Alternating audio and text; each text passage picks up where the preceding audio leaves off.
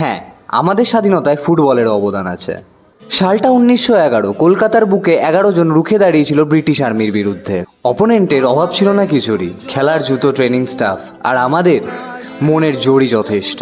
Half টাইমের পর একটা গোল আর খালি পায়ে জুতোর বাড়ি খেয়ে যখন আমাদের 11 প্রায় ছন্ন ছাড়া, তখন স্টেডিয়ামে থাকা 8,000 ভারতীয় একসঙ্গে গর্জিয়ে ওঠে।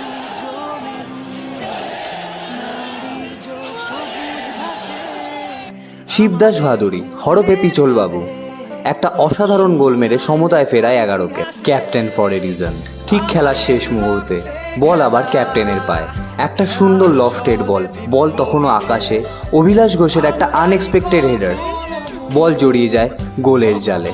স্কোর 2-1। সেই দিন সবুজ মেরুন জার্সিতে পরাধীনতাকে জয় করেছিল আমাদের 11। বুঝিয়েছিল বিপ্লব খালি কলম বা অস্ত্র দিয়ে নয়, আনা যেতে পারে একটা বল দিও। এতক্ষণে তো আপনারা বুঝেই গেছেন আমি কোন টিমের কথা বলছি। আর এটা যদি আপনাদেরও ফেভারিট টিম হয়ে থাকে, নামটা কমেন্টে লিখে যান। টাটা।